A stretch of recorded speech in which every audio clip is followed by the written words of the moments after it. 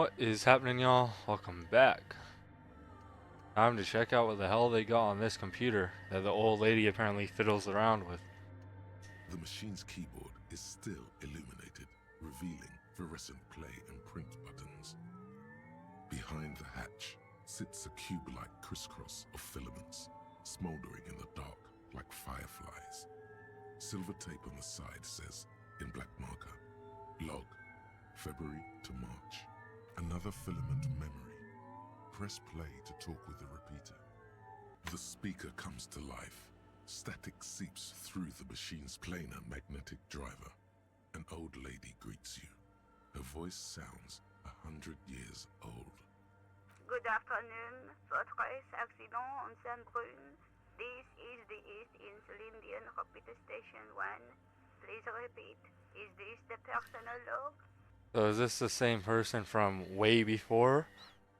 From under the bookstore? It's the same old woman you spoke with through the radio computer in the doomed commercial area. Yvonne, it's me again. How are you? Good, thank you. Please repeat. Is this the personal log? I looked inside the core, but the tape on the filament just said log February to March. Good. Please repeat the password. A password? I'm really bad at passwords. Can you give me a hint? No. These are just the same options from before, is it? Is it my birthday? Still? No. This is the police. Please open this thing. I am contractually obliged to protect the privacy of the filament holder Fortress accident. Without filing a warrant with Lintel, I cannot give you access to this filament. Now, can you please repeat the password? I don't know the password. Received. I will register this login attempt. So is there, I don't know, is there a way to find out the password? I feel like I've been checking out most of the stuff in this game. Haven't come across anything yet. Fortress accident. Is there anything else I can do for you today? Fortress accident, like the one in the Doom commercial area? I have two machines registered to this company name in Martinez. One on Saint-Brune, the other on Rue de Saint-Ghislaine. Anything else I can help you with? Thanks, but I'm finished with this call. Goodbye, Fortress accident. The machine's keyboard is still illuminated. Nothing happens. So we still need to figure out that password. Someone's siphoning electrical current from the outside into this antenna.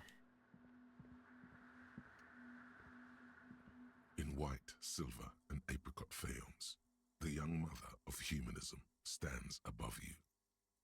A crack runs across her body. She is impossibly tall, oval-faced and sad. A dark and radiant majesty. Cradled in her arms are a pair of glowing lungs, clearly visible from underneath her flowing dress. You should kneel. Your knees touch the floor. The floorboards are hard and cold. There you kneel among the snowdrifts, diffuse light falling on your hands from beyond the glass. The world is silent, but for the creaks and cracks of the massive wooden structure behind you, it covers you from the wind outside. In the darkness, you sense her eyes on you, inspecting you with their multicolored glass, as if you're a bug under a microscope. The woman looks down at you kneeling. She towers among her followers, architects, laymen, courtiers. There is a sad smile on her lips, and a glint in her green-blue eye of what? Compassion? Remorse? It's remorse. As that lonely word passes through your mind, you rise into the apricot-colored light of the window. The woman keeps smiling her distant smile above you, sundered by the crack in the glass. I just want to make sure, yeah, I'm learning that, okay. Let's put a point to visual calculus. See if that helps me here.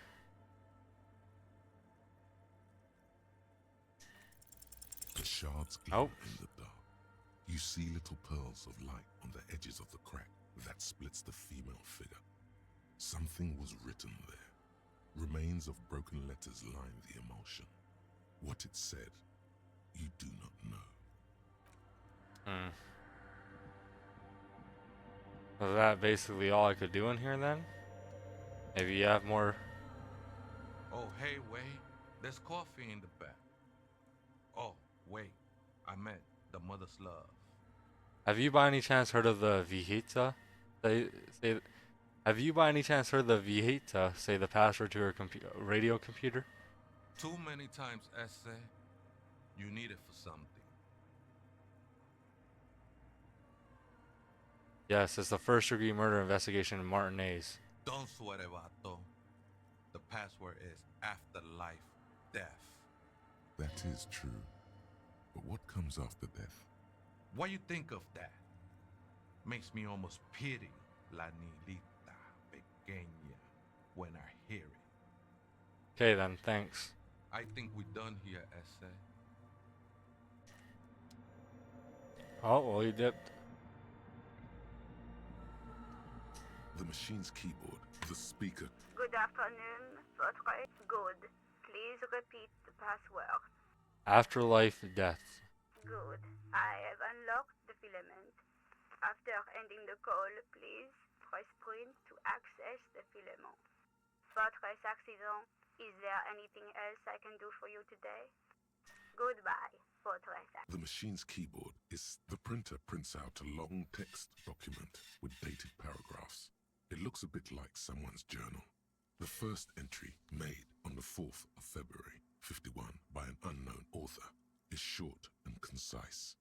Arrived at the church. The door was boarded up, so I used the crowbar to get inside. Looks like the place has been deserted. Nothing out of the ordinary, but I'll ask around. Need to figure out how to get the electricity in. 6th of February, 51. Yeah, that's my Had a birthday. little chat with the local fishermen. Said I shouldn't go near that place, that the church was spooky and ridden with narcotics. It's a little spooky, all right. Still haven't figured out the electricity. See?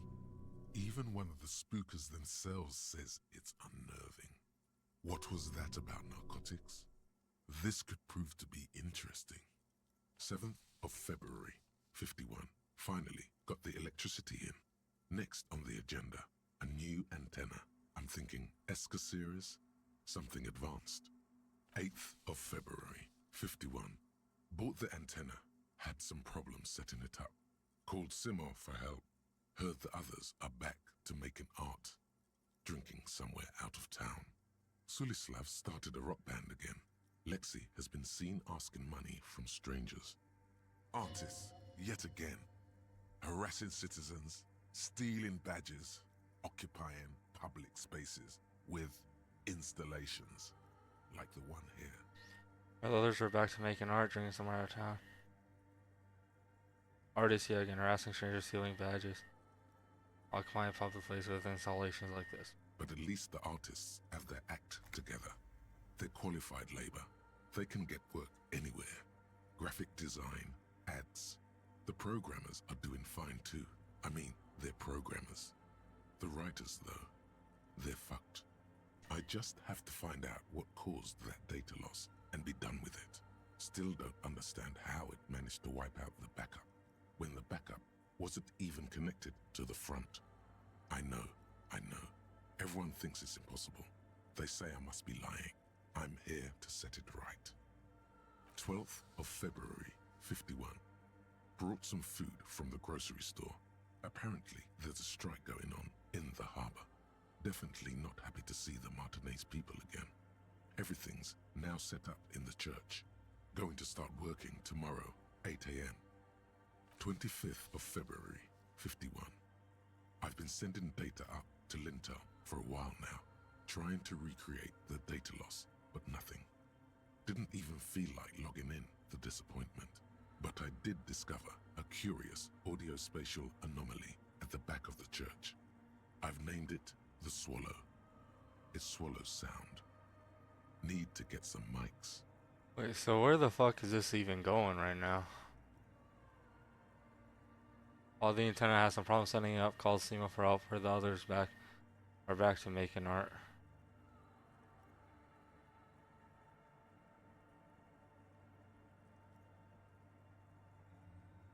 Data lost, and then she's trying to make it back. A shiver runs through you as you look to your left, toward the silence. 28th of February, 51.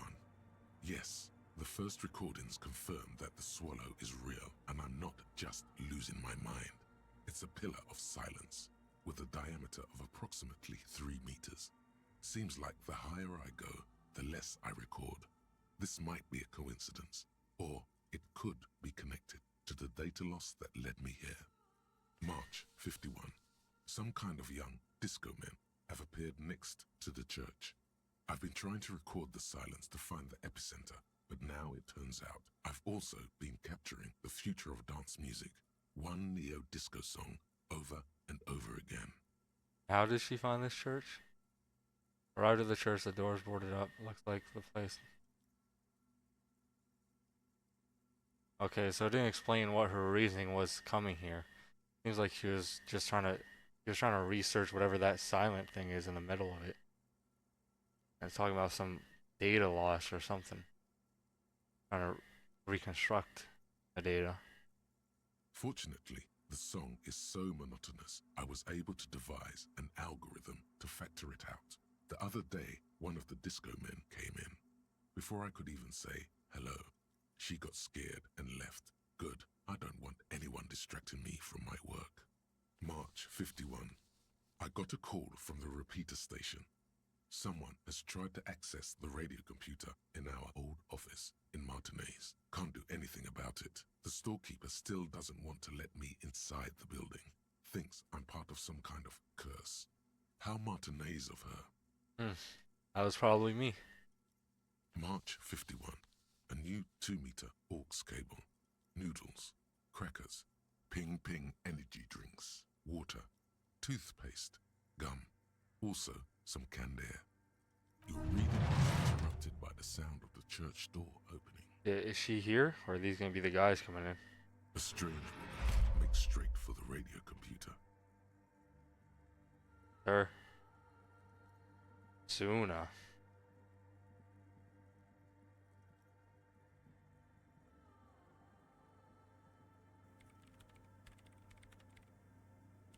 She's just not gonna talk to me?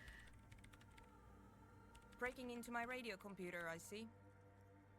She glares at you as she holds down the off button for several seconds. The machine reboots. Yes, you are breaking in, but not into her radio computer. You're a master circuit bender. I can assure you, I'm an expert circuit bender. I'm not breaking into your computer. I'm using it to access coalition military data links. We're on a side case for bringing me. Yeah, I'll do this one. There are no coalition military data links. And even if there was, you couldn't access them over a civilian network. You're right. I'm just a drunk cop. I don't know anything. I don't know how to do anything interesting with radio computers. No one asked you to do anything interesting with my radio computer. Now please give me some room. I need 2 seconds to see that you haven't destroyed anything.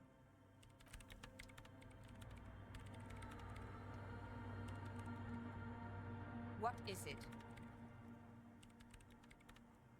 I didn't break anything, did I? No, you just printed out my personal log and wasted some paper. Hey, are you the lead programmer of Rural Untethered by any chance? Yes. Or no. Not anymore. That project is dead. She doesn't seem surprised to be recognized. Rather sad. Something passes over her face before she straightens her back. Sorry, but who are you? What are you doing here? I am Soona Luukkanen-Kilde, the former lead programmer of Fortress Accident and RSA radios. I have over 16 years of programming experience, and I'm proficient in both Vox and Orbis languages. If you're not here to hire me, I don't really know how I can help you. Have you seen the Crab Man? Nope. But you know he's around. Yes. Sounds like you're not worried about him at all. No, you're right. I'm not. Why are there so many machines in this place? I brought them here. These are my machines. Please don't touch anything. Why do you need an antenna? I use the AR-1 as my RAIN prefix processing unit. Marine Prefect, that's your radio computer, right? Mm-hmm. And that antenna is its processing unit? Yes? You really don't know anything about radio computers, do you?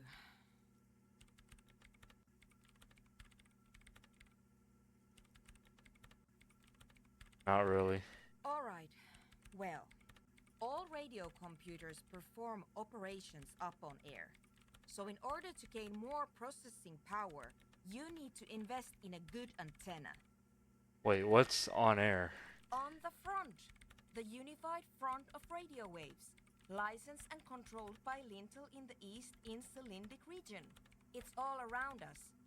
That's what on air means. And the AR-1? Is it a good antenna? I guess it is. So far I've been quite satisfied with it. Martinez is an unstable region with bad coverage and the operation has been surprisingly stable. But it's not the cheapest one on the market. So I wouldn't recommend it for your regular red tape operations. Fraser 1000 is a foolproof line for civilians. Anyway, you should do some research before you decide to buy anything. Ask around, compare the prices. There are many milieus dedicated to that sort of thing. She liked telling me this. It calmed her nerves. What are you doing with your radio computer? I'm working. Working on what? Could you just shh for a moment? Or get to the point. I really need to focus on something. It's not just rudeness. It really is hard to concentrate on whatever she needs to do. And you're not helping. What about those bowls of water over there? They are connected to my RAIN prefect. Whatever you do, just please don't move them, okay? Thanks. Right, I'll try not to touch anything. Next question. Great. What are you doing in an abandoned church? You really like those questions, don't you?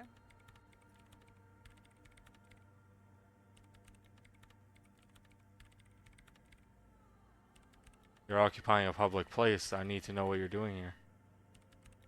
No, I like this one better. I'm a police officer. It's my job to ask questions. I'm conducting scientific research here. You can't throw me out. What research? I'm looking for the location of a 2mm hole in the world. She's looking for a disruption in the radio waves. That's what her personal log said. Is this hole connected to the data loss in your journal? Yes, that's what led me here. But I suspect it might be something a bit more complicated than that. A hole in the world? What does that mean exactly? Exactly. What does it mean? Up to now, it has been impossible to say what it is because it's impossible to measure nothing. What do you think it is? What qualities does nothing have? How do you measure something that does not exist? That's a little above your pay grade at the moment.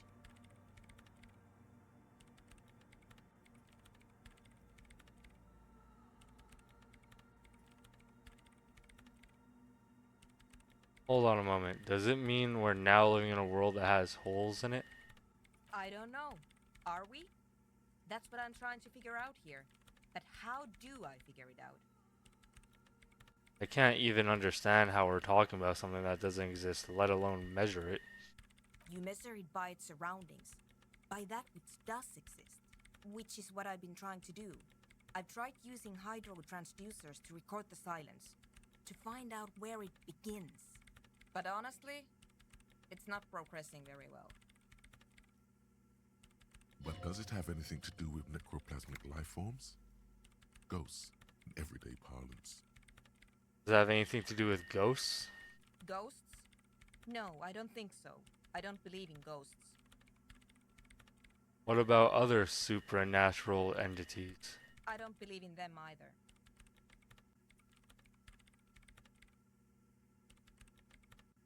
As That's probably wise, not believing in them. Great. What are we talking about? And why? You have any idea where this hole might be located? Somewhere underneath those roof beams, I assume. Strange things may flourish in the dark. Why there? There's this place at the back of the church. A place where all audible vibrations seem to decease. I've named it the Swallow. And the higher you go, the less you record. This is where the Crabman lives. I know. You don't think Crabman might be somehow responsible here? No, I don't. She sounds mildly annoyed by this line of questioning, her hands typing hundreds of commands into the machine.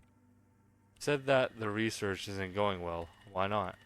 Because it's just trial and error.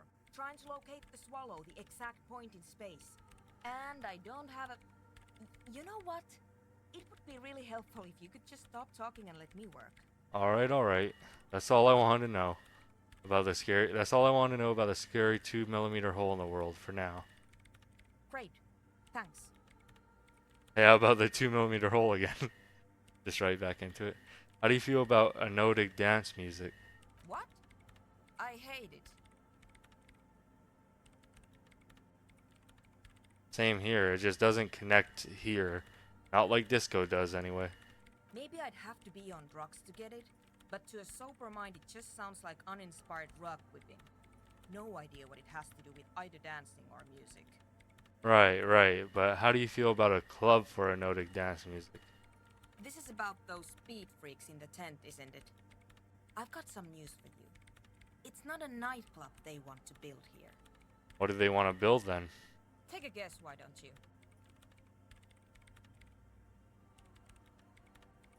I don't think it's either of these three. A petting zoo, a place for animals. I can't believe they got you so easily. Go have another talk with those up-and-coming entrepreneurs, will you? Thanks. Right, I'll let you work in peace now. Did these guys have fucking some other plans that they weren't telling me about? Go and see. I got the door, please.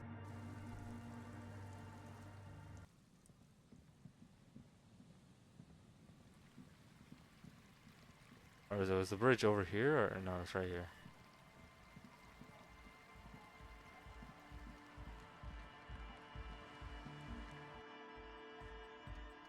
Hi again. So, how are things going? About the church, I checked it out. And? What happened? I talked to the crab man. Oh man! Who is he? What did you think?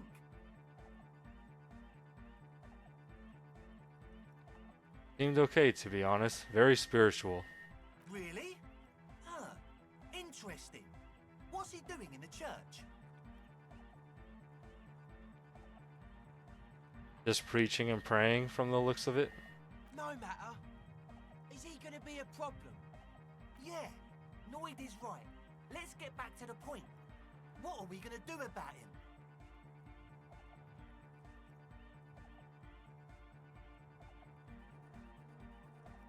Actually, he told me he wouldn't mind the nightclub at all.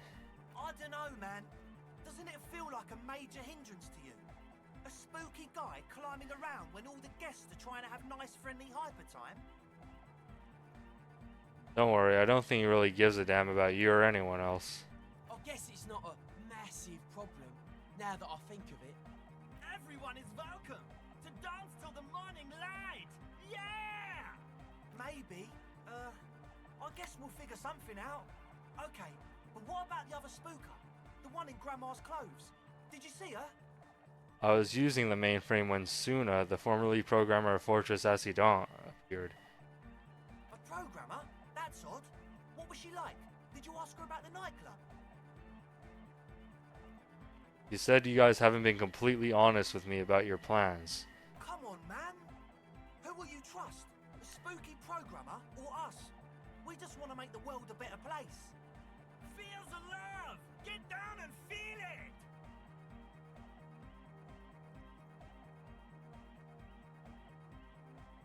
Okay, maybe I'm kinda feeling it. You'll get there, believe me. When we've got our gear set up, things will be flowing and pumping. Anyway, now that it's settled, how did she seem? I mean, disposition-wise, about the dance club idea. Yeah, owed her 9. Rocking it or dropping it? She did not like the Anodic Dance Club idea. What a pity. That's my favourite thing in the world. And she doesn't like it at all. A shame. What can we do now? Do you see a way out of this jam? And into a laser-lit future of dance and unity? Unity! Dance! She made it very clear she won't leave until her own project is finished. And you can't just evict her? No, I won't evict her. We have to come up with a different solution. Look at you, honour man. No, Noid. He's right. Maybe we've approached it the wrong way after all. I'm sure there's a workaround. We can make a deal not to bother her. If that's okay with her, we only want to get in the church and spread the joy and ecstasy of music. The lines in the dark exist. Coexist. At least Crabman seems like an advanced being. He's hard. He'll understand. Yeah, he can do his climbing thing in the tower. And the programmer, does she like Anodic dance music? She absolutely does not. Really, truly despises it. Egghead cannot believe what you just said. It makes him pump the jam a little slower for a moment, but then he returns to the full swing of it. No worries. We'll figure it out. If coexisting fails, you can always muscle her out, right? If it's all okay with you, what do you think? I refuse to throw her out, but I can try convincing her. Excellent! Good luck, my friend. Goodbye, officer. That's just that one that keeps... He's progressing the task.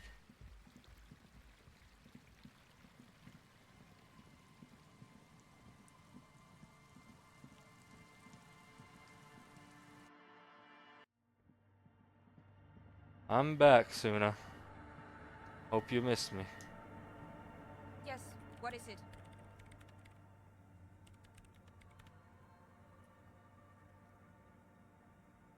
What if you didn't have to leave? I talked to Andre, he wants to make it work. I don't want to make anything work. Hold on, you don't want to make anything work? Yes, anything. I don't want to make anything work. It's not the Anodic dance music that's made her bitter.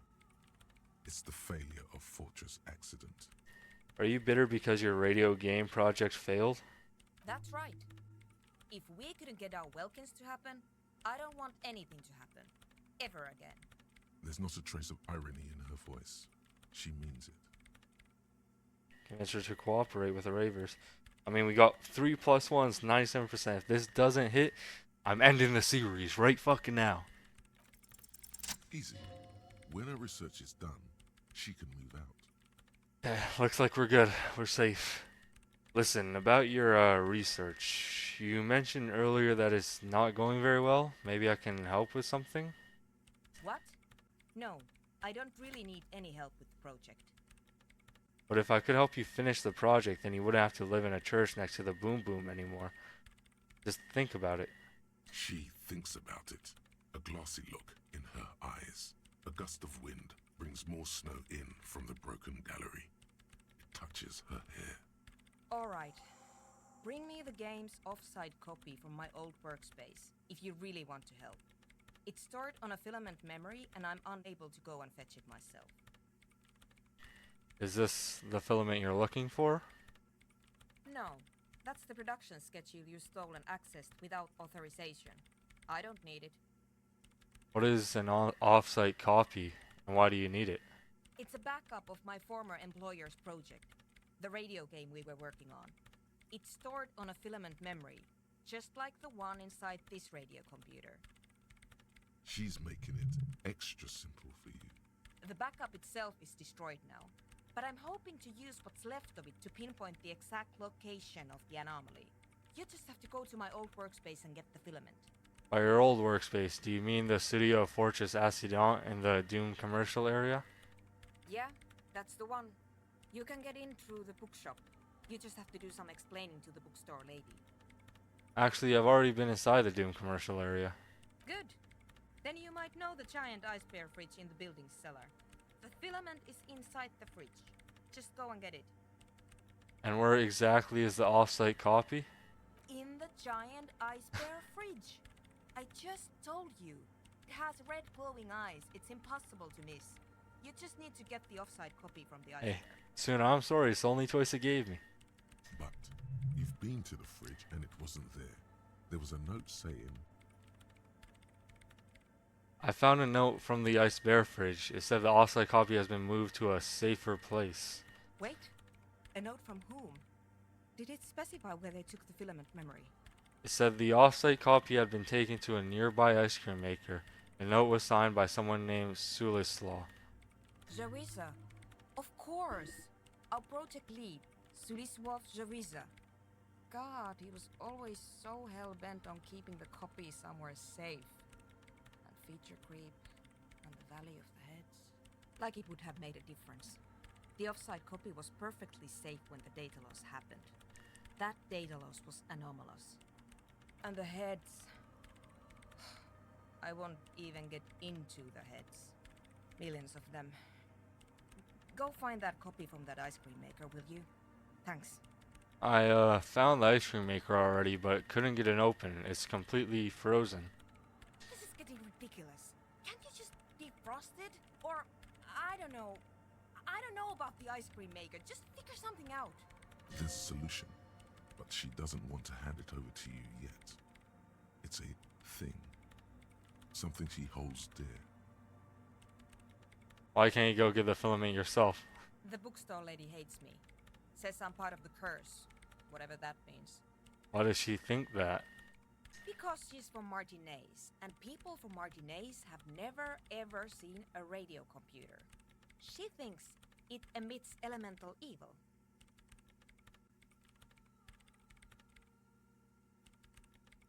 Yeah, people in Martinez don't really like to get with the times.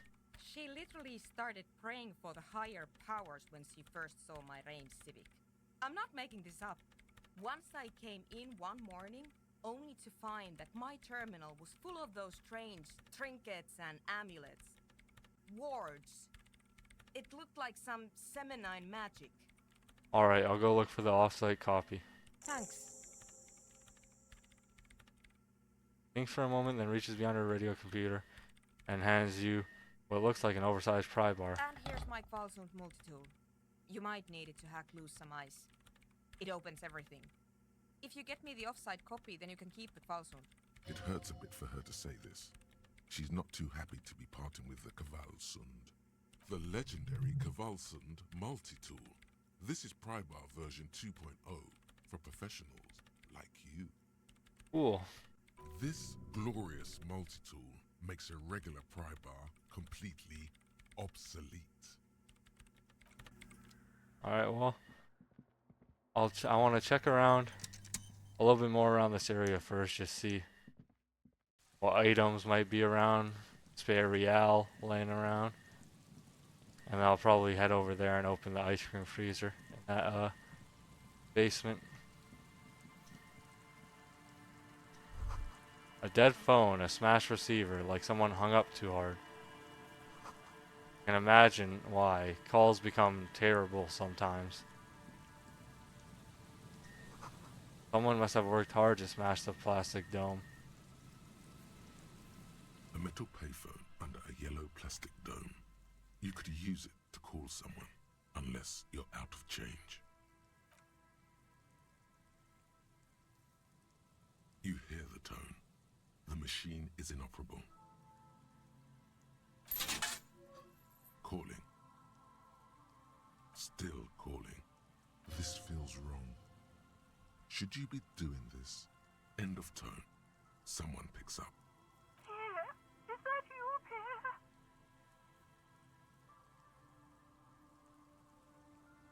Yes, it's me, Pierre. So nice of you to find the time to call me. It gets so lonely. Even the animals have died. It gets lonely even when you're with people. Are you sure you're Pierre? Your voice, it's different. There. Chrysanthemum. Her voice is drowned in white noise. Sounds like waves washing a beach, growing in volume until the call suddenly disconnects. Call it again? Seriously?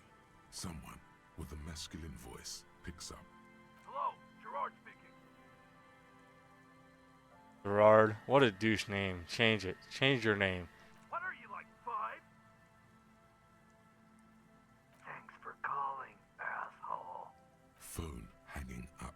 Disconnect tone. I'm gonna do one more, see if anything special happens.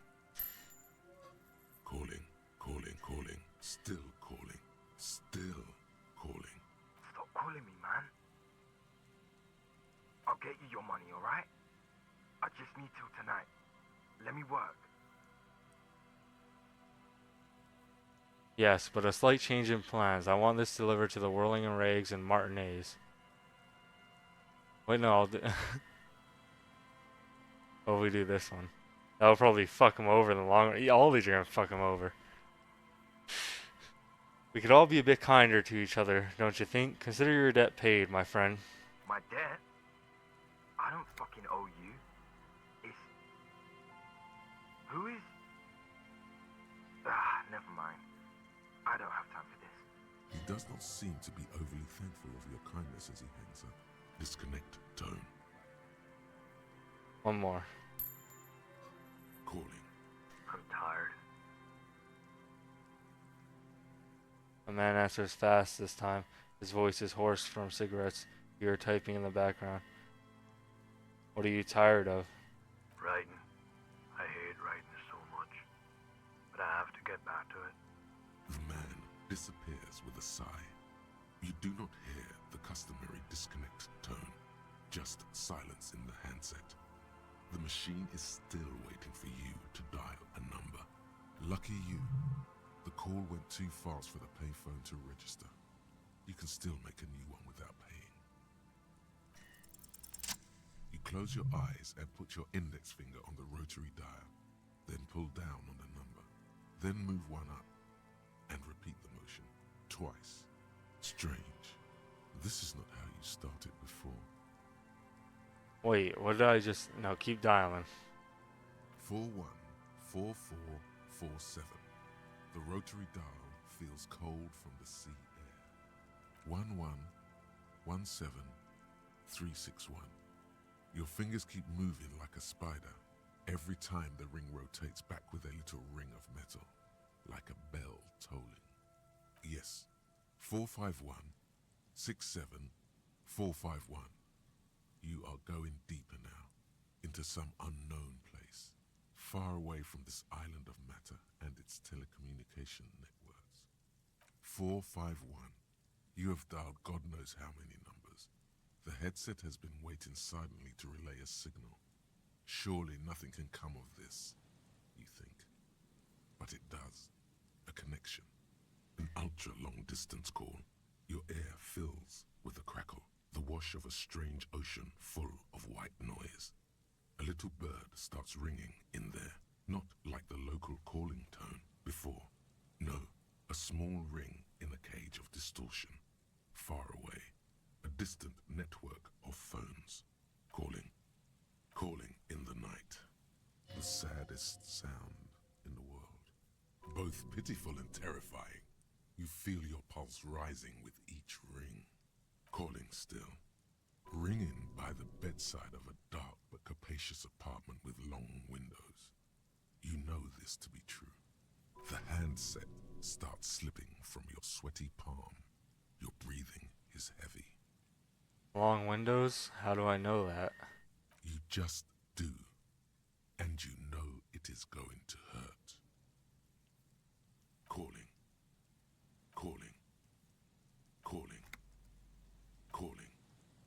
Calling still. Then the ocean breaks. Out of the depths, a woman's voice emerges. Small. The dearest thing ever heard. Hello?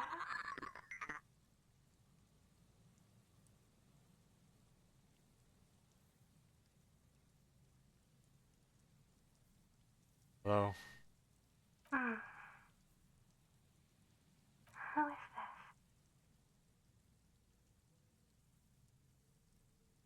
Your voice is so beautiful. No, no. It's you, isn't it?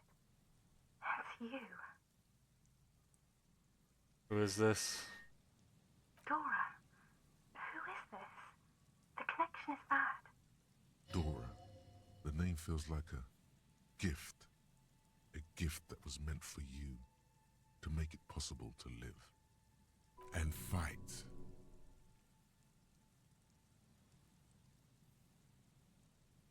I don't like this is stupid though, and I don't want to...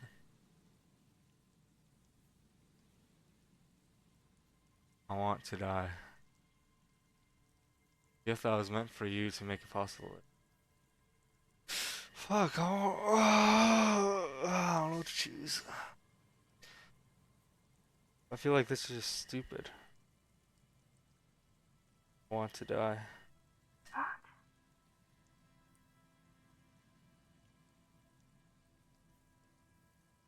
I want to live with you. Oh no. Is that you? I'm a revolutionary servant of humanity.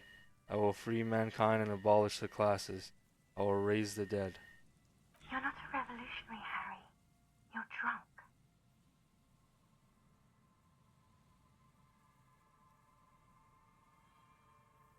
I'm not drunk or high, I'm just hurt. Why does it hurt to talk to you? Oh God.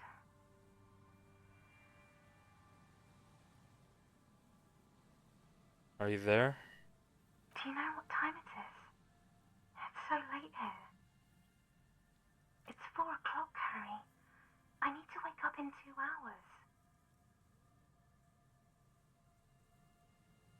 Where are you? You sound like you're in another world. I'm in Morova, sleeping.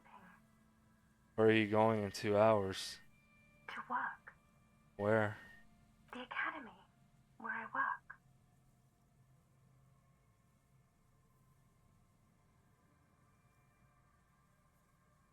The academy. That sounds better than my job. I'm happy. No response, only a sigh.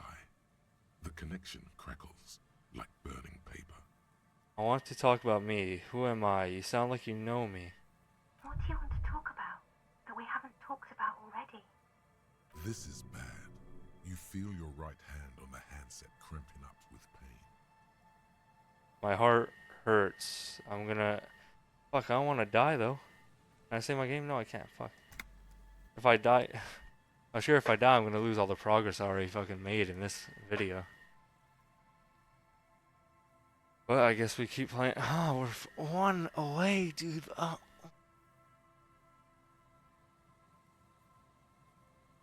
Because the last time I died, I'm pretty sure it took me all the way back to the last time I saved, which at this point would have been over 40 minutes ago, but there might have been an autosave somewhere, hopefully. Fuck it, we're doing it. My heart hurts. I'm gonna have a heart attack. Oh no. Please stop.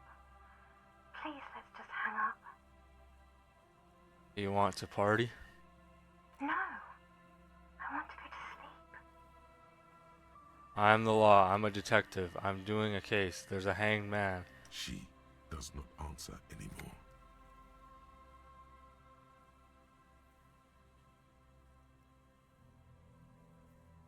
None of it matters. Not anymore. Harry. Disconnect tone. The machine ran out of money. And you slam that shit.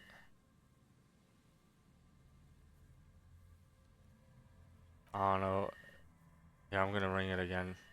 I just want to save my game though. A metal payphone under a yellow plastic dome. There's a bitter, caustic taste on the tip of life is garbage. You dial the number again. 26 pulls of the rotary dial. The machine eats the coin and a terrifying ocean of distance rustles in your ear. In the middle of it, a familiar ring, small, distorted, calling, calling, calling, calling, calling, calling, calling. It looks like she does not want to pick it up, Harry. Stop scaring her. Why? Come on, you know why. Calling, calling. Harry, please. Underneath it, she is naked and warm under a blanket.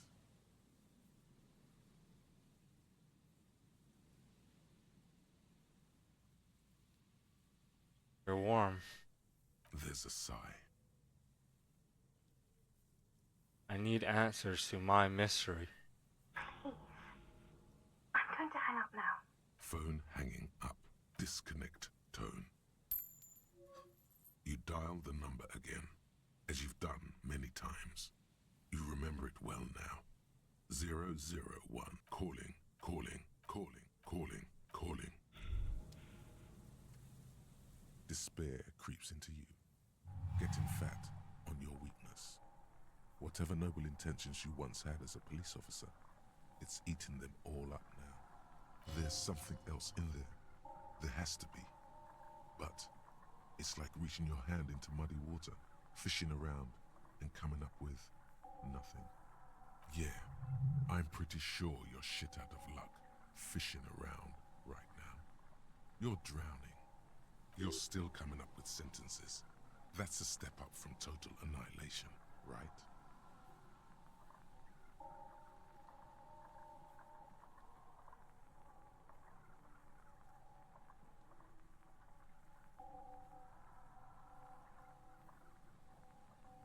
I've wasted my life protecting humans. They don't deserve it. Nothing you can say would make you feel any better now. Cop gives up the detective genre for social realism. Another police officer resigned from the RCM following a nervous breakdown. He now lives under a bridge, drinking and occasionally throwing excrement at passers-by, shouting, "I never loved that woman." When asked to comment, former colleagues objected to the theory that his psychological disintegration was precipitated by his wife leaving him. "It's because the Furrows lost that match," said Captain Ptolemy Price, once the man's superior officer. "It's because he couldn't get a big gun from acquisitions, and anyway, police work really burns you out after a while," Satellite Officer Jean-Vic Mayer, the deranged former cop's partner, commented. Sergeant Matt Torson, another former colleague, did not propose any theories, merely saying, "Whatever happened to him wasn't about birds. He got fucked, that's all." Well, good thing I saved. That was interesting though. I wanted to go down that path of just fully going into it, see what would happen. And now we know. Oh, we could load this back up. Yeah, it definitely seems like the key to succeeding in this game is to not give in best as possible. Buzz, hum. The electricity flows through the wires with audible power.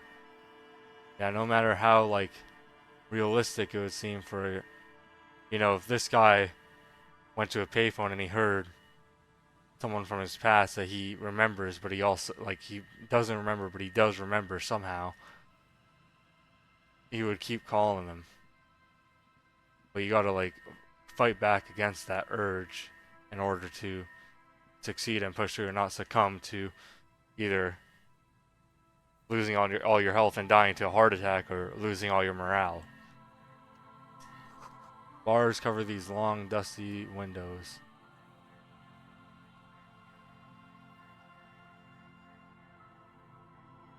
And this place is fucking big, dude. Okay, just wait. I just wanted to check if that area was a dead end or not, but there's more things going on.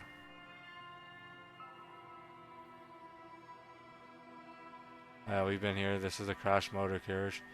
See if we could access this dot again.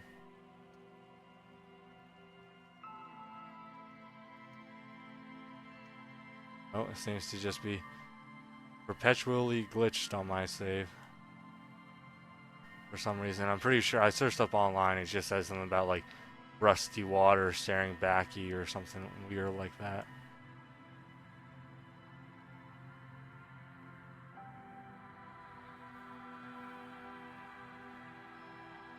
Down by the shore. These rusty gears used to turn the whole machine.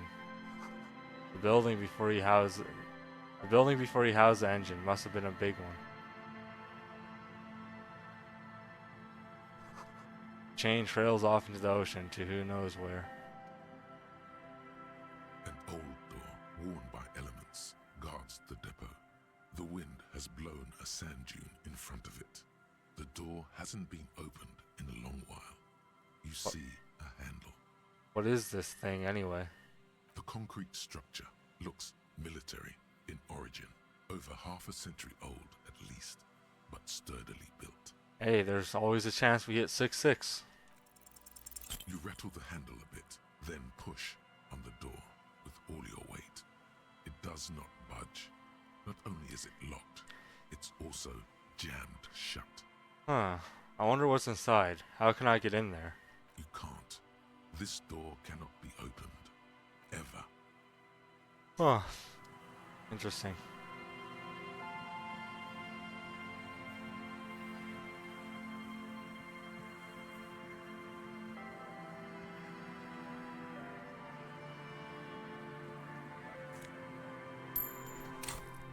Got a plain white shirt.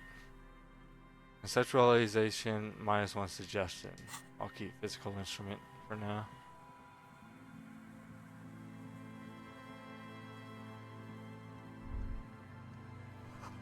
Boardwalk rises to your south.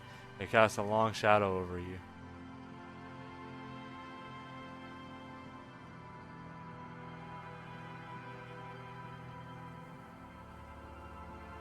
I'm going super fucking... Am I going like north? Yeah, past the church. We're going to like where that carousel is right now.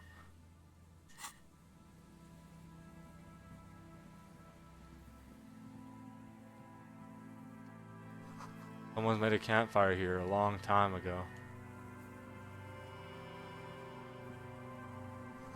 A rusted, broken control box from the radio relay tower. Scented scarf. That gonna like improve my charm with other people? Rhetoric, empathy. Diverse physical instrument. Yeah, I need it. Really, what I need. Tiny inlets there, off in the far distance, where the posts trail toward. Ladder is too rusty to climb. The Sierra is eating away at it. So this is a dead end. This is like the farthest point we could go on this area. We'll come up here and just see that there's not too much, but unopenable door there. Are we able to cross back over this way, or I have to go back around? Yeah, I gotta go back around. There seems to be a boat here with people on it I could talk to, though.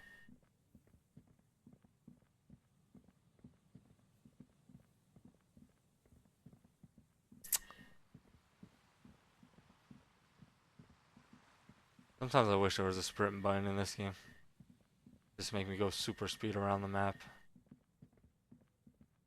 Especially when there's no background music like right now, geez. There's a payphone. Someone has left an unidentifiable article of clothing on this railing. It smells really bad. It's streaked with dried seagull shit and tangled with pieces of seaweed. A dangling arm suggests that there might be a jacket beneath the crust of filth. Much as the thought of touching it causes you to cringe, this could be the jacket the idiot in the colourful tracksuit was looking for. True. I like how it said, a dangling arm suggests that there might be a jacket beneath the crust of filth.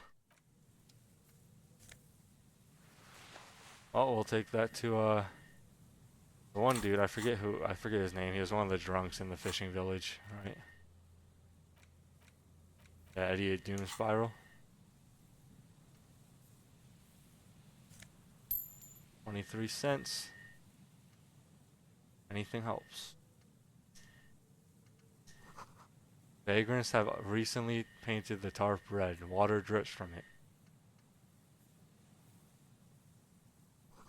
A coin-operated weighing machine has been used for a decade. Those look like some thick-ass lenses right there. Encyclopedia -1 perception. I think I might honestly put that on. Encyclopedia is pretty helpful. And we already got decent our perception was shit already. But we got some encyclopedia now. That might help. Knowing the facts. Another postcard. This one has hell written on its back. It could not be farther from the truth. It's the boom years, and Curon, the nicest district in Revachol West, is enjoying a sun-drenched day. Tall and handsome buildings rise from the riverside, steel, iron, and yellow limestone, with cloud shadows sliding on the facades.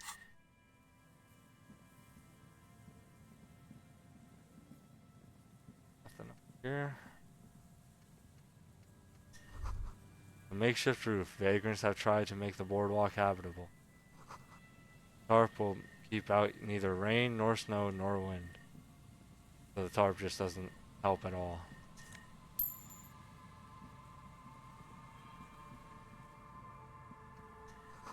A big wine canister is open and empty. Moonshine probably. Smells like tasty fermentation. Careful there. These floorboards look rotten and weak. There's some tear, an empty cigarette package, and a crumpled kebab wrapper in the trash bin. 2 empty bottles of Tallulah vodka and a can of black potent porter is all you find. Whoever tossed it here was a heavy smoker. The brand name reads Red Astra. You see traces of mayonnaise and ketchup on it, as well as a tomato wedge. The wrapper reads Shish Kebab Revachol. It's no older than a day or two. No mold yet. Could eat it. There's a food mechanic in this game. The coin-operated viewer has been out of order for years. A long way down to your death from here, 20 meters at least. A man lies on the boardwalk, his limbs bent and neck turned at an unnatural angle. Right next to him is an empty bottle of spirits. In his cramped hand, a chewing gum wrapper. Working class corpse? Half of his body has slipped between the cracked boardwalk, starting with the right leg. The fall has left him broken, contorted like a sad puppet. Another dead body. This is your job. Steel yourself. Calm now. Carefully. Just another day. Just another dead body. Breathe. Yeah, well, this death looks much less caused by someone else rather than him just dying to, I'm assuming, alcohol consumption with the bottle that's there. He's wearing mud-caked boots, beige trousers, and an old brown leather jacket with a bright blue lining. There are traces of kebab sauce on his chest. Oh, well, he must have been the one eating the kebab that's in the garbage. The leather jacket suits him well. It must be custom made. You find some sunflower seeds and a rain-soaked library card folded into 2. His jacket feels sodden and heavy under your hand. Study the man himself. The man has fallen through a crack in the boardwalk and hit his head against the metal bench. Coagulated blood covers his black hair. One of his feet is still dangling through the hole. You have to be quite inebriated to fall that bad. Well over a liter of pure ethanol. 3 bottles of wine, or 1.5 of spirits. Damn. He was just walking through drunk and he fucking stepped on a weak floorboard, hit his head on the fucking metal. His expression is dull, like the sea behind him. Drops of water shining on his mustache. His eyes, empty and wide, look frightening in their frozen gaze. Height 170 to 175 centimeters, curly hair, stout build, age approximately 50 to 60 years. He was confused when he died, confused and alone most likely, overcome with the awful surprise of it all. He was just about to head home. The first step back home proved to be his last. That's crazy, man. The fact that this anything like that could just happen and then you're just gone. Study the surroundings. There's some dried blood on the metal bench, right where the corpse's head rests. The floorboards are rotten and slippery wet around the hole. An empty bottle lies nearby. A chewing gum wrapper is clutched in his fist. I'm in the man's head. A dried chunk of blood covers the hair at the back of his head. An open wound. It's sticky and cold to your touch. This is where he came out of himself, drop by drop, when he was unconscious. It took 3, maybe 4 minutes. Imagine this just kills me. They screech under your feet ominously. It's hard to say whether the dead man's weight was the cause of the boardwalk to break. It definitely looks fragile. He could have easily disappeared into the sea through that hole, and you would have never found him. Examine the bottle. A .75 liter Tallulah vodka with its cap missing. There's hardly anything left inside. It's mid-market spirits with a slight touch of menthol. The man meant to enjoy himself, have a good time. Examine the chewing gum wrapper. Grabowski spearmint chewing gum. Green leaves on the cover. The man's mouth is half agape from the terror of the fall. The blackness of death. Stench. You think you see white chewing gum too. The entire boardwalk creaks in the wind as you take a step back. What should I do with the body? First, you need to talk with the lieutenant, then report back to the station. This is too complicated to handle on your own. That'll be something we have to take care of beginning of the next day. Tim's not with us right now. That was it. This in this direction, just up to that dude. Okay. Keep on moving this way. I'm trying to knock out all this extra stuff over here, so that at the beginning of the next episode we could just kind of go straight into going back into Martinez, giving the taxidermy bird to Gart, getting the cube, the copy thing, whatever Suna wanted, the programmer, bring it back to her, and then do like kind of just wrap up a lot of the stuff that we started in this episode or in the previous couple episodes. Wrap all those up and then go into day 4, be able to get back with him and then continue on the main case.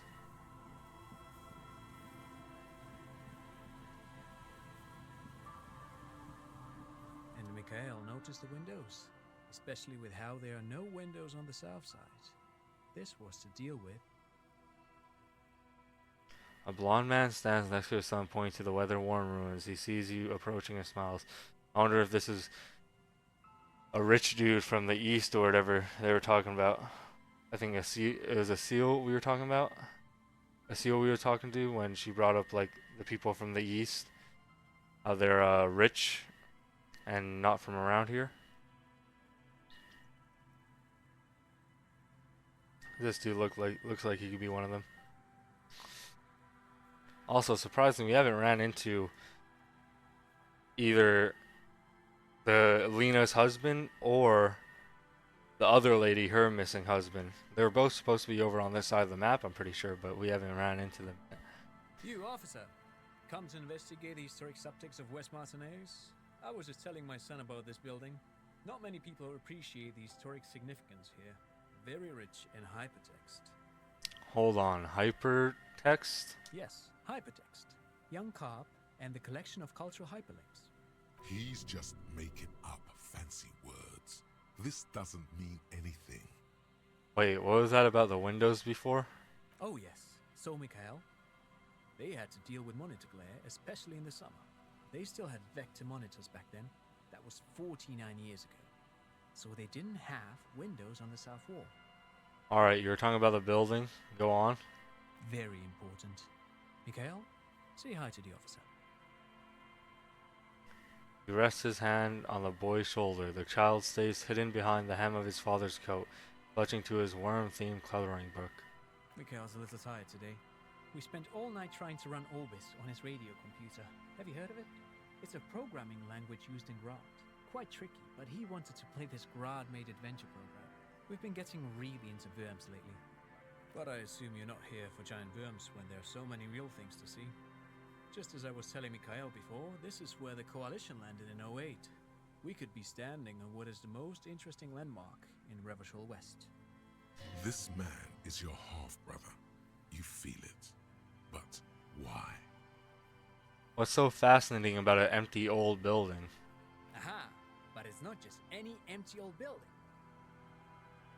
He raises his hand to his eyes to shield himself from the freezing snow. All three of you turn to admire the mural behind you. What not a lot of people know is this used to be the R&D department of Feld Electrical. And Feld, which now sells ink cartridges mostly, was once a top dog in the turn-of-the-century cybernetics boom. Hold on. What's R&D? To be the R&D department at Feld Electrical, and Feld, which now sells ink cartridges, mostly it was once a top dog in the turn-of-the-century cybernetics boom. Yeah, I heard the word R&D and I just started thinking about Severance, so I wasn't really paying attention. Wait, what's an R&D department? Apologies, it's an acronym for research and development. They don't use it anymore. I don't think R&D is what they were called in Severance, but it's something like that. You're probably more familiar with RTD, Research and Technological Development. Mayor Kalpa, you are not familiar with that one either.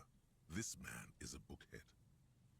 Look at the building looming over you. It looks old and weathered, with seagulls picking apart its stone and metal carcass. Bushy undergrowth has taken hold of the collapsed rooftop. Some kind of bird has set up a nest on a broken windowsill. I don't think I've ever heard of this Feld Electrical. That's not surprising. Only a vestigial ink cartridge and ferrotape manufacturer remains. They started out as a midway electronics outfit in Königstein 2 centuries ago. After an aggressive move to Revachol, Feld became a global player in the emerging personal electronics market of the pre-revolutionary era. Still, Tricentennial was beating them in business machines. But Feld had an ace up their sleeve, or should I say they were developing an ace up their sleeve? I'm mixing my metaphors here. What was that ace? It was here in Martinez, possibly in this very building, that they developed prototypes for a tape computer. A tape computer? An elegant folding mechanism of rollers and ferrotape ribbons, portable enough to be a take-it-home solution. Revolutionizing business machines, possibly even bring them to the average consumer, which is a feat of engineering even today's giants, Rehm, ICN and ZAM, haven't achieved yet. He assumes something like a combat stance, facing the wind. What happened? Indeed. What? The revolution! Unfortunately, their moonshot project never made it to the market. Feld's move to Revachol backfired. The revolutionary government liquefied their assets and expropriated those very advanced prototypes, possibly from this very building, or one of the adjacent ruins. All of this was built by Feld, even the boardwalk. Wild Pines built Martinez proper as a resort for their middle management. Feld built this side of town for R&D. You're saying that Feld Electrical built this boardwalk? Yes, they even built a pleasure wheel, but that got destroyed in the war. I'm assuming it means the Ferris wheel. A wheel! The kid looks wistfully at the horizon, as if picturing gondolas rising to the sky. Yes, to lure in their star engineers. This part of Martinez was nothing but reeds before Feld arrived. They had to make the prospect of living here attractive. It was supposed to become a global center for innovation in cybernetics. But history had other plans. What happened to the engineers, the company people? Oh, I'm afraid it didn't end well for the boys. But this story is a bit too dark for little Mikhail here. Now, if you were to ask about Tape computers? What did the revolutionaries do with those advanced tape computers? They used them for military communications, but also to write and send out press releases, the most notorious example being Le Décret de Mars. What was that? What's the Mars Decree? I mean the radio transmission sent out to news agencies and world governments by the newly created Commune of Revachol on the 7th of March in the year 02. It's a beautiful piece of text, actually. A singer-songwriter I know, Charette, called it a love poem to Revachol on her political concept album, Bon Baiser dans ce Lind. You should read it. Every local library in Revachol stocks a copy of the decree. I tried to get Mikhail to memorize it. Tried to. Someone was much too interested in worms to be paying any attention. How did those tape computers work? Did they work like radio computers? Actually, no one knows. No one even knows what a computer made entirely of tape would look like. But word has it, they were very elegant, exquisite, alien-looking turn-of-the-century hardware. Yeah, I assume if they knew how to make it, they probably would have made it post-revolution. At a certain point, if it was that crazy of a thing for society, as it was supposed to be, I guess. 10 years ago, I did a little freelancing, I guess you could say. I was a special consultant for an exhibition at the Womty Dumpty Dum Center in Vredefort, Oranje. It raised the same questions, and we had lengthy discussions with Paul Ockerman, who was head curator at the time. This was before the twins Keith and Guy Jews joined the team, trying to... Wait, did he just say Wumpty Dumpty Dum Center? He did it. He said Wumpty Dumpty Dum Center, like it's the most natural thing in the world. What the hell is a Wumpty Dumpty Dum Center? And who the hell are Keith and Guy Juiced? Okay, the Wumpty Dumpty Dom Center, Paul Ockerman, Keith and Guy Juice. What are you talking about? The Womty Dumpty Dum Center for Contemporary Art. The exhibition itself drew on Lagerman's notion of memory, and so there were some parallels. That's why the head curator, Paul Ockerman, chose to... You're making this up. Hey, is your dad making all this up? In fact, I'm not. The Womty Dumpty Dum Center is a place you can visit if you're ever in Vredefort and are ever in the market for an exhibition space / contemporary art research center. That's one suggestion. How long is this taking? 17 hours? Hopefully it's fucking beneficial then. I don't know if it's gonna pass when I sleep either. But perhaps I should return to the tape computers. As I was saying, the device itself was very elegant, fragile even. One could write directly on the tape using a special chemical solution. The machine would then analyze the handwriting, perform operations, and project output onto a white screen. It was a beautiful, delicate thing. The RCM should get some. The RCM should get some of those. Even one would be very useful. Though I understand the socio-economic causes of the revolution, it pains me to imagine the revolutionaries setting fire to the precious device. But so they did. The failed playback experiment vanished into the fires of 07. Why did the revolutionaries destroy it? Who knows? Maybe it was an accident, or maybe they didn't want the technology to end up in the wrong hands. Either way, they're all gone now. All 3 versions of the prototype. Nothing but debris and ashes remain inside that building. I wanted to ask something else. But of course, what else? You look like someone who has money. Do you have money? Do you have any money? I do have some money, yes, but that's not what's really important here. He's not gonna give you money. What are you doing? Clearly you were just profiling.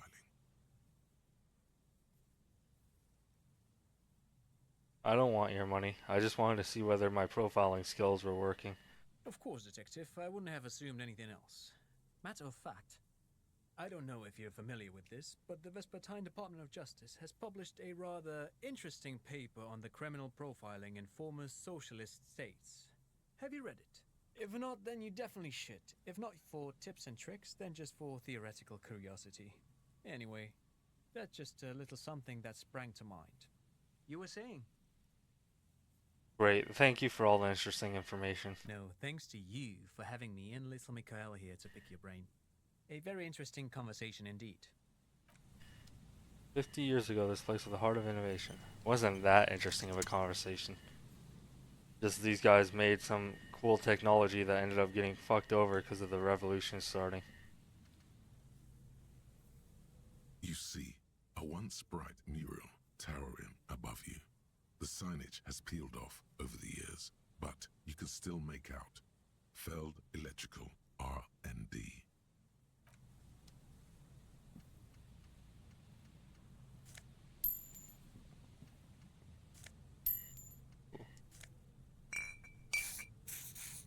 $5 in that little vent right there. The fence blocks the path. No way on from here. Okay. I think I'm gonna move ahead a bit here and want to just get a gauge of. This is back where the motor carriage is crashed. Okay, yeah. I want to get a gauge of what else we have here, because if there's like one, two more guys that I could talk to, then I'll just wrap this whole area up right now and then end the episode. But if there's a whole lot of shit, then I don't really want to get into it at this point. No boat in the boathouse today.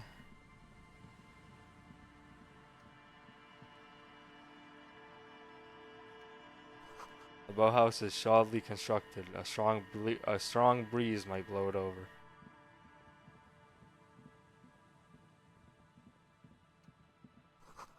Ancient paint is peeling off the roof of the shaded bench, covered in rust.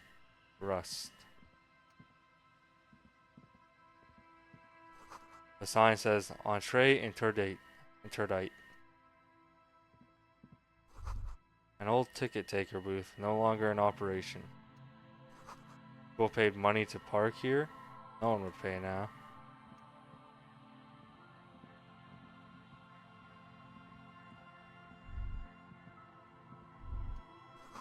The boards crack dangerously as you run. Be careful here.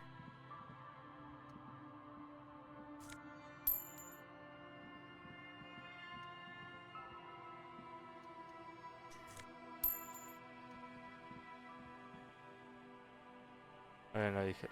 Something you could interact with here. Potent Pilsner. We had to give that to that one dude if we want more stories from him. Folded library The card. library card is folded into two and still slightly wet to the touch. The front side reads, Central Jamrock Public Library Card, issued to Billy Mejean, expires July 53. Whoever owns this card is an avid reader. You find a list of books written in blue pencil. Radio thriller. Stand a little less between me and the sun. The last one in the list is The Glinton Curve by M. Theobald. A library stamp indicates that the book has been returned. Most of these titles seem to be in the sci-fi genre. Some thrillers too. If lost, please return the card to the library. Dial 005 02 55211 or visit us at Moreau Street, 78, Jamrock. You should first decide what to do with the corpse. That's true. I agree. As you hold it in your hands, it makes an uncomfortable crunching sound. Man, how did this jacket get so disgusting? It's a sordid, filthy tale, not for the weak. Are you sure you can stomach it? Some secrets are better left uncovered. Don't even try. Seriously. Think about it. I wanna. It occurs to you that you're not even holding the jacket itself, but rather the thick crust of jetsam and seagull shit that Gross. ensconces it. Gross. Why? Why did you think about it? Look at your hands. They're covered in muck. Ew. Now you're just flicking that shit everywhere. This is a disaster. You'll never get the smell out. Jeez. Now we got the ultra pry bar now.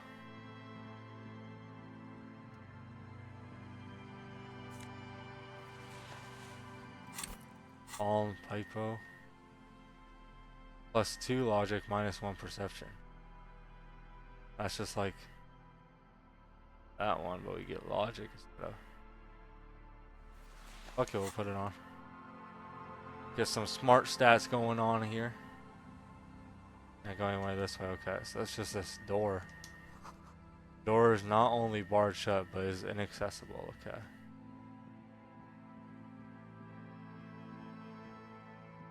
Fuck, do we gotta go around? Okay.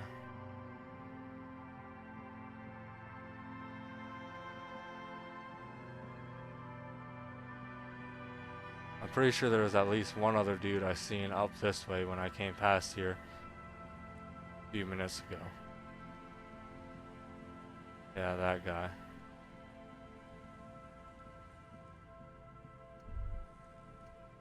That patch of reeds over there, it's a great place to hide something. Kind of out of the way, being so close to the water. Wait, I can't see anything interesting. You don't have a reason to. Yet. What is this about? Nothing. Just a hunch. The hunch passes, leaving you there, by the old boy bobbing in the water. Time to go. Boy bobs in the water. The number on it says 11.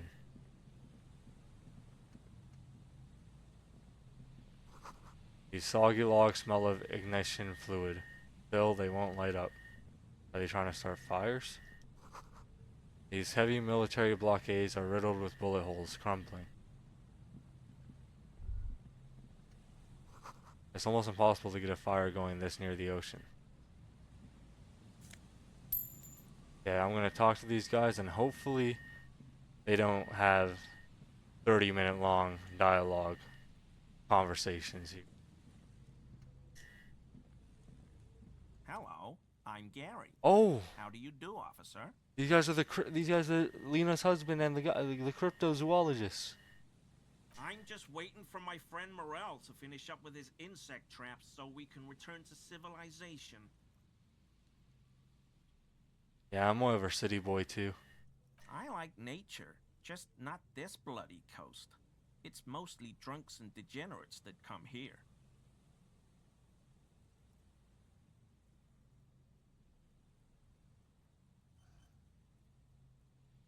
Sadly, I think I might be a drunk or a degenerate, maybe even both.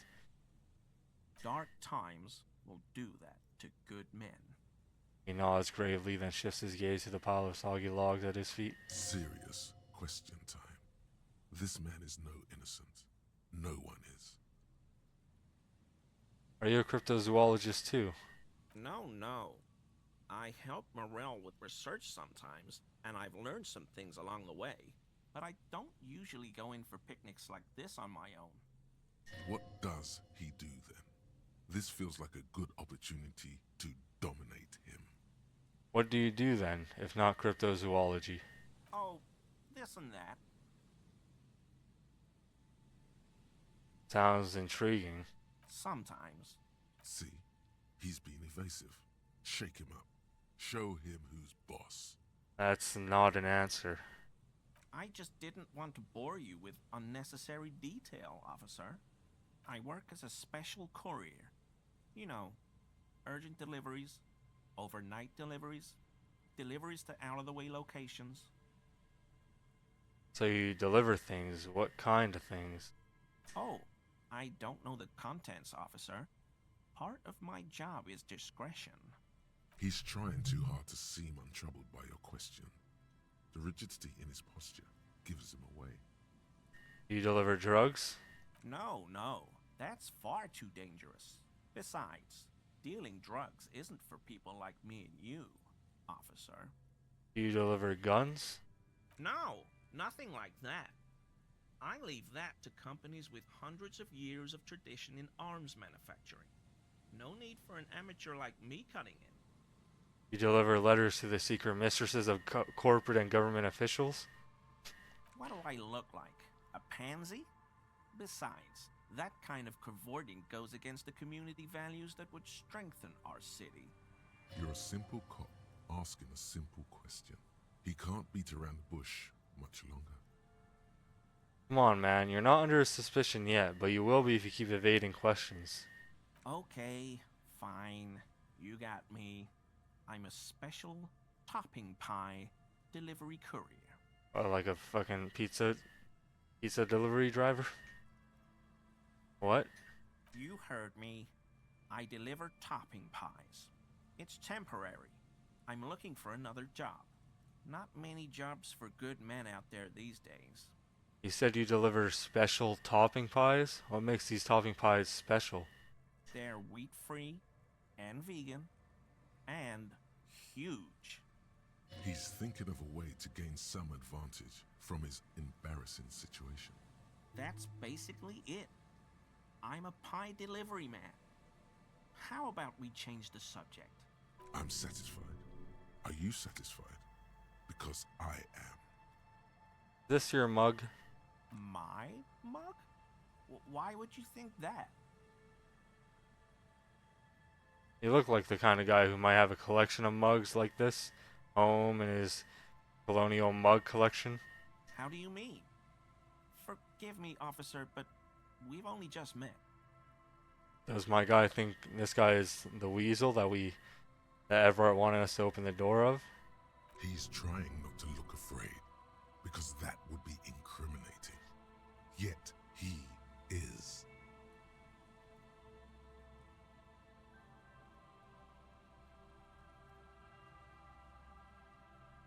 You're acting kinda suspicious. Did I mention the mug was found at the scene of a lynching? Okay, I admit it. I threw the mug away in the trash container behind the hostel.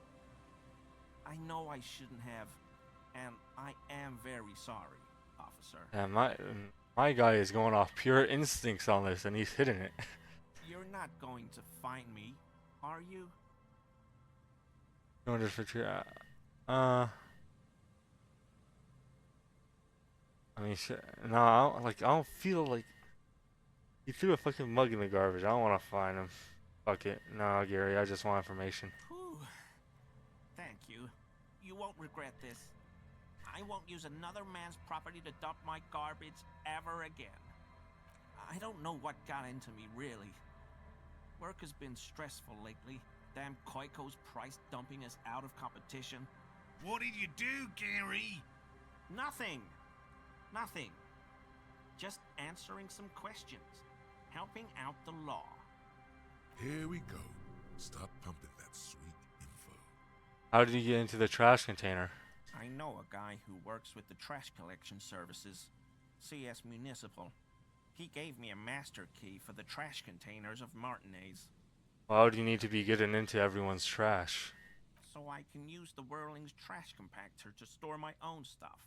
Garbage disposal is expensive as hell. The damn Hemians run it like a mob. I'm sorry, okay? I thought I could cut costs. I shouldn't have. I shouldn't have disgraced myself. Gary, did you put the clothes of the murder victim, the man who was hanged behind the whirling rags, into that trash container? Officer, please. Let me explain. It's not like that. Do. I was only cleaning up. I live right across the yard from where he was hanged, and I saw him stripped naked. All the clothes lying around in the yard, smelling. People are animals, you know? Okay, then what happened? Then I came out to clean up the rags because no one else would. I put them into the Whirling's trash, along with a broken mug, admittedly. Okay, I was coming to throw the mug away, and, well, I threw the mug there and the clothes too. You wouldn't know anything about the victim's missing armor, would you? Armor? No. I mean, yes, of course. I know he was wearing armor, but I don't know anything about it. There's something going on here. You should observe him more closely after this topic is concluded. Let's move on for now. I hope I can help your investigation, in my small way. Don't be so relieved yet, Gary. This bad cop may have been in your apartment, admiring your mug collection. Perhaps a little intimidation? So, Gary, you live nearby in an apartment in Martinez? Sure do, officer.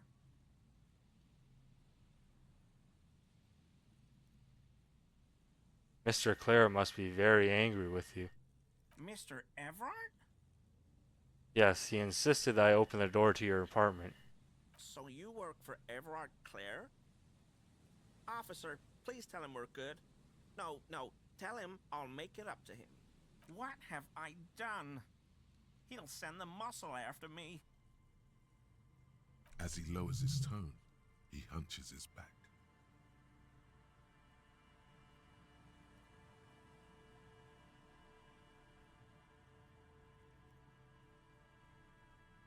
Really? I don't even know what it was about. I just opened the door. Whatever it is, tell him I'm silent as the grave. I was probably talking too loud in the whirling the other night about some theories. I won't do it again. If there's anything I can do to assist you, or the Union, just ask, okay? I'll try to help if I can. This scared him proper. He's positively melting from fear.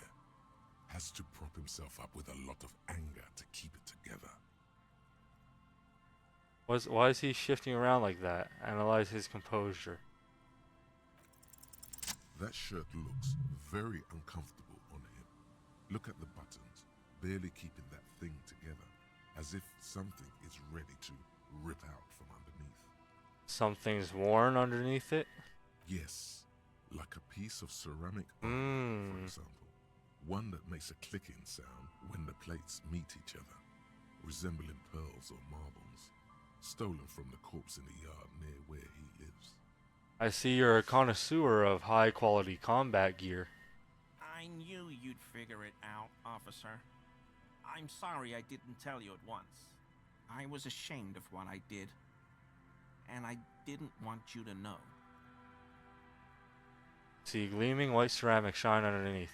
A thin layer of interlocking plates covers his gaunt torso. This shame is surprisingly sincere. Gary, what's going on?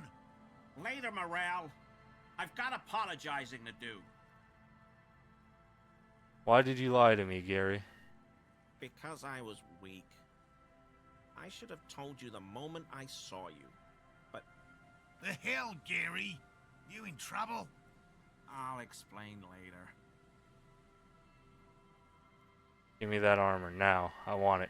He sighs again, hangs his head, and unbuttons his shirt fully. A cuirass that matches the dead man's boots comes into view. Soon it is in your hands, smelling of his sweat. But so light to hold, like a bag of cotton. Why did you really put those clothes in the trash? Everyone was picking those pieces off him, and I was watching them do it. And they'd scattered his clothes all over the yard. Everything was smelling.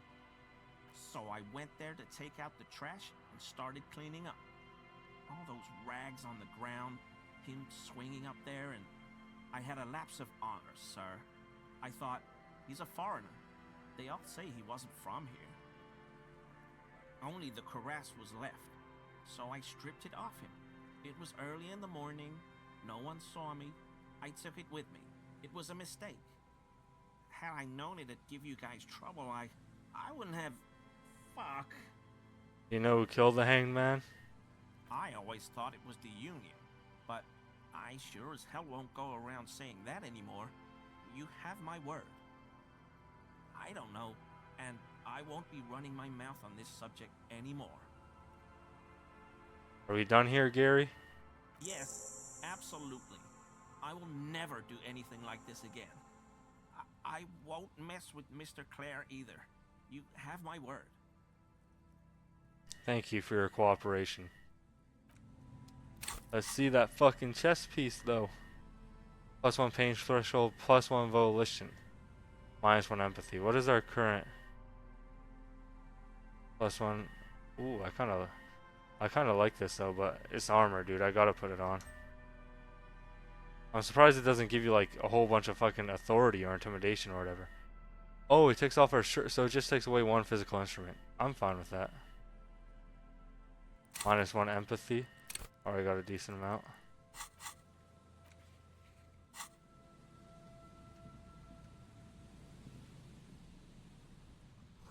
Tiny cages, carefully constructed. Oh yeah, so they're hunting for whatever fucking supernatural creatures cryptozoologists hunt for.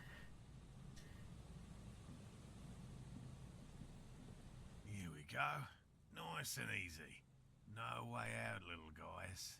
Not out of this jam. There's a cylinder on the ground in which the man is arranging some netting. It looks like some kind of trap. He notices you. Who's there? Oh, the police. Hello, officer. His self-conscious enthusiasm renders his movements ungainly.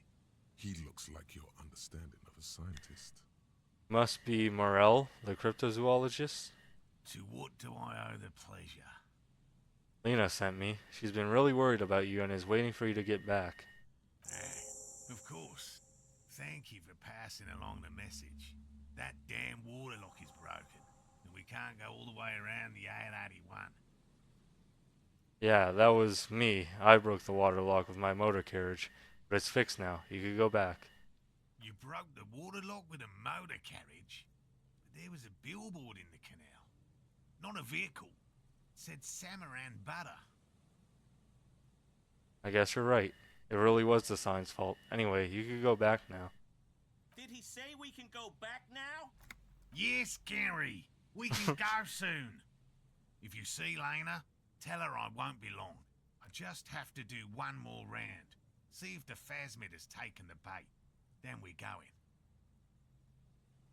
His hands are large and weather-worn, but also used to delicate, precise work. Tell me about this phasmid you're looking for. Well, first of all, it's damn difficult to find, which is why we've been knee-deep in the reeds laying traps for it. What makes it so difficult to find? Good question. Being a phasmid of the order Phantasmodea, a ghost insect, it disguises itself as plant matter. In this case, the reeds. Awful lot of reeds around, aren't there? And I suspect it may have also developed other specialised techniques to protect itself from predators or scientists in our present case. What sorts of specialized techniques is the phasmid using to hide itself? It's my hypothesis that it has evolved certain electrochemical defences that allow it to interfere with animal perception, impeding pattern recognition, confusing the visual cortex. But I cannot describe how these defences work, much less how they evolve, without studying a live specimen. Yes, it makes perfect sense. You're beginning to suspect there's something paranatural about this phasmid. How big is this phasmid? I'm expecting it to be quite giant. One known species of phasmid, called the Megaphasmodea zoensis, is about the size of a grown man's forearm. So, Seems puny, to be honest. Why are you so interested in this stick bug? Aren't there more sensational animals out there? typical rookie assumption. Insects are much more sophisticated creatures than those unversed in zoology give them credit for. Even simply catching a glimpse of the Insulindian phasmid would be the apex of any cryptozoologist's career. But to study it and its defences, find out how it stayed hidden so long, would be glory itself. What have you discovered about it so far? very little, I'm sorry to say. No one's ever captured a specimen, so all our information is based on first and third-hand accounts. So no one's ever found one? Not yet. That's what makes it a cryptid. But if no one can prove it exists, how do you know it's real? I know it's real. Cryptozoologist says brusquely enough that even he seems taken aback by it. By which I mean, I've heard enough first-hand accounts to believe quite firmly that the Insulindian phasmid is more than mere superstition. Lena said there has been a sighting of it here in Martinez. Yes, the most recent sighting was by a couple of teenagers along the coast here. That's what brought us to Martinez specifically. It's the first credible sighting in several decades. Admittedly, it's an unusual location for this species, but with all the sewage runoff upstream, it probably doesn't matter much anymore. Maybe the Insulindian phasmid has died out? I have to resist the thought. Such an extraordinary creature is doubtlessly highly resilient. After all, it's generally thought to be capable of parthenogenesis. Parthenogenesis? Yes, the females don't need males to reproduce. Makes it easier for a species to survive in adverse conditions. That's pretty clever. Yes, the Insulindian phasmid is a very clever insect. That's why it's so damn difficult to catch. But as a scientist, I'll try my best to remain dispassionate. There's nothing dispassionate about the way he talks about the insect. Tell me more about these traps. Well, they may not look impressive, but Lena designed them quite cleverly, so I'm sure they'll do the trick. Lena designed the traps. Yes, How do the traps work? simple. Attracted by the locusts, the phasmid crawls down the funnel and, having eaten its fill, can get back out. At least, that's the intention. The net isn't a perfect solution, but we didn't want to use anything that might damage the specimen's delicate exoskeleton. What are you using as bait? Locusts. Nearly all known phasmids are herbivores, of course. But we've hypothesized that the Insulindian phasmid might occasionally prey on other insects. What will you do if the traps don't work? They'll work, I assure you. The predatory hypothesis, using locusts as bait, accounts for the failure of previous efforts by other teams, which use plants. We have given this some thought. The traps do seem to be deftly and thoughtfully constructed. It's clear the cryptozoologist's wife knows what she's doing. Let me ask you about something else. Yes. What? Lena seems to be pretty eager for you to return. And I'm eager to return to her, I assure you. But I can't leave before we finish with these traps. My wife understands that just as well as anyone. Come on, Morel. We've been soaking out here for days. It's time to go back. And leave the traps? Absolutely not. I won't let Lena down. Come on, she wants us back. I'm soaked up to my nuts over here. We'll both catch reed crabs if we don't dry out soon. Won't let Lena down? Sounds like the cryptozoologist's wife shares a special connection to the phasmid somehow. I didn't know the phasmid was so important to Lena. Of course it's important to her. She's seen it. A verified sighting, on record.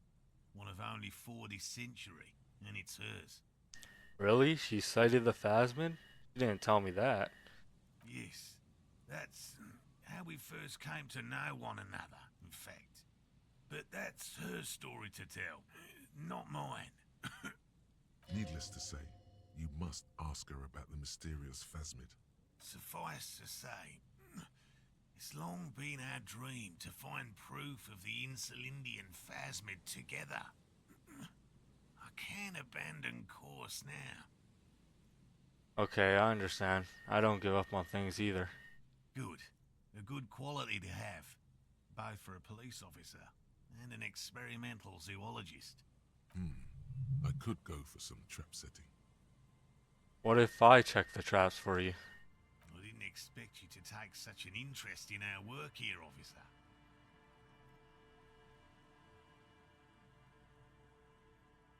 Cryptozoology and detective work are very similar. Yes, indeed. Both require a great deal of research, attention to detail, and, above all, persistence. Where are these traps? There are 4 in total. One is to the south, on this little peninsula, by the boathouses there. It's very near. Another we set in Land's End, to the northeast.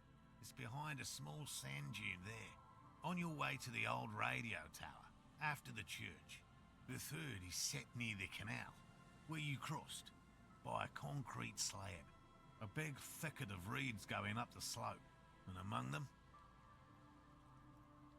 You should check at least one of those before returning to this one, since I just said it. This one's more of a technicality, but still, better safe and stupid than sorry. What do I do if there's a phasmid in one of the traps? Bring it to me at once. Just make sure the trap is closed tight. What if I encounter the phasmid in the wild? That's highly unlikely, officer. But in the event you do, I'll spray you with a pheromone mixture I developed. Did you hear that? Pheromones. You were right about the teenagers. So it really was the phasmid that made the teenagers make out. Oh, I doubt there is any connection there. Anyway, these pheromones will attract the insect to you, or at least prevent it from bolting at the sight of you. It's quite potent. Should last you about a week. Lay it on me, thick.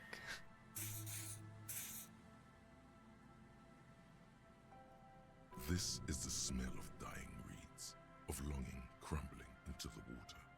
I'm ready. Let's get to it. Thank you for your help. Gary and I will start breaking down camp. If you have any more questions, now's the time to ask. Finally, you're being sensible. I'll start packing right now. How do you become a cryptozoologist? I've just always liked animals and puzzles. Searching for cryptids is a bit of both. He seems reluctant to talk about himself, but he'll open up, if you prod a little. So, you're living your childhood dream out here? It's not child's play, just because I have to traipse through the mud every so often. Why not just be a zoologist? Real animals are puzzling too. Real? I know you think one is a respectable profession, while the other is superstition. Everyone does.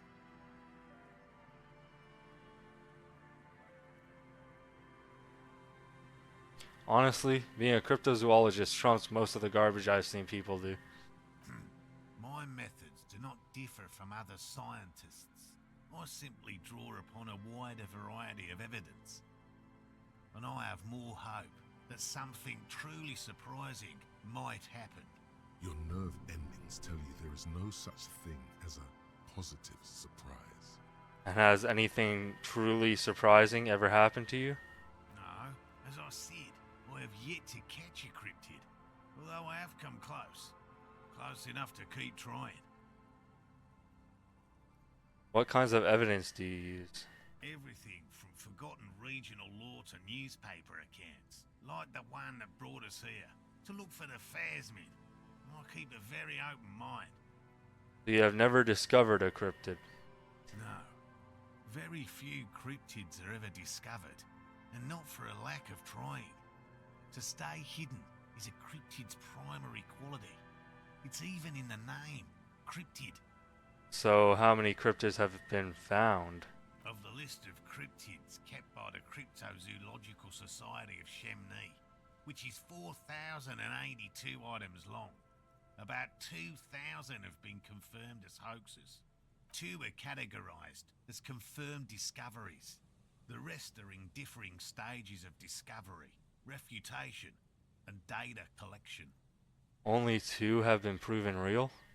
Yes, the Chateau Quan forest pygmy, who turned out to be an extinct species of primate, and a cave salamander from Grad, who is, honestly, quite unremarkable. It's in a zoo somewhere. We cryptozoologists are brutally honest with ourselves, more so even than the public. With cryptids, most cryptids are hoaxes or they are never found. That does not mean we should stop searching. And the Insulindian phasmid will be the 3rd. Indeed. If our expedition is successful, every paper in the world will report on it. From Revachol to Dushantu. It will be a zoological miracle. The hair on your arms stand up. Electricity. Sounds like reeds hissing. Thanks for explaining that. Now about something else. Yes? Let's talk about specific cryptids. All right? What cryptids precisely? I usually discuss these things with specialists, so I don't know what. You need to ask him about specific cryptids. Cryptids you've heard about from Lena or his friend Gary. He won't just talk. Which cryptid did he almost catch? He said before that he almost caught one. A willow person. It's a long story. One non-specialist would find rather dull. What are willow people? They're not people, really. Some argue they aren't really animals, as they seem to have evolved directly from trees. They're very, very thin, almost flat in fact, and can camouflage themselves easily, wrapping themselves around trees and blending in with the tree bark. In that way, they're not too dissimilar from the phasmid we're looking for here. Holy fuck, how long can this guy yap about different fucking creatures, dude? They're very, very thin, almost flat, in fact, and can camouflage themselves easily, wrapping themselves around trees and blending in with the tree bark. That way, they're not too dissimilar from the phasmid we're looking for here. Wait, so I may have seen these willow people without knowing it? You probably have. And how did he almost catch this willow person? Gary and I painted an entire grove's worth of trees in slow-drying paint. It was a bright lavender colour. I was hoping one of the willow people would get paint on it and not be able to camouflage itself. After waiting in hiding for hours, I saw a figure slip from one of the trees, a lavender shadow dashing through the grove. And then? I chased it with a net. Not very elegant. You can't be elegant in the field. And, well, it was faster than me. A lavender shadow? I know it sounds like we were snacking on funny mushrooms, but I did see motion and colour. Mine is not a confirmed sighting of a cryptid, however. Much goes into verifying these things, and my account comes short of a few standards. And Lena's sighting of the phasmid? Is that... Confirmed. It's 100% verified, and meets all the standards of an authentic cryptid sighting. Just tell me about a cool cryptid. Any cryptid. No offence, officer, but I'm not much of a pedagogue. I don't know what I would have done if Lena hadn't persuaded me to go back to field research. You should ask her if you want interesting stories. Me? I'm not a people person, unless you haven't noticed. And I don't make a good lecturer. My strength lies in field work and persistence. By all means. Did you know Gary was hiding the armor? Hell no. I had no idea. And I'm still cross with him, to be honest. It's not like him. He's got his quirks, but dishonesty, disloyalty are not one of them. Thanks. He's still glad his friend stood up for him. I'll get going. Alright, well, I'm gonna end this one here. Damn near 2-hour long episode. But, yeah, I guess we'll start the next one with checking out these traps for these cryptozoologists. And then we'll start the trek back to Martinez and do all the stuff we could do there. So, hope you all enjoyed this extra long one. And I'll see you on the next episode. Peace.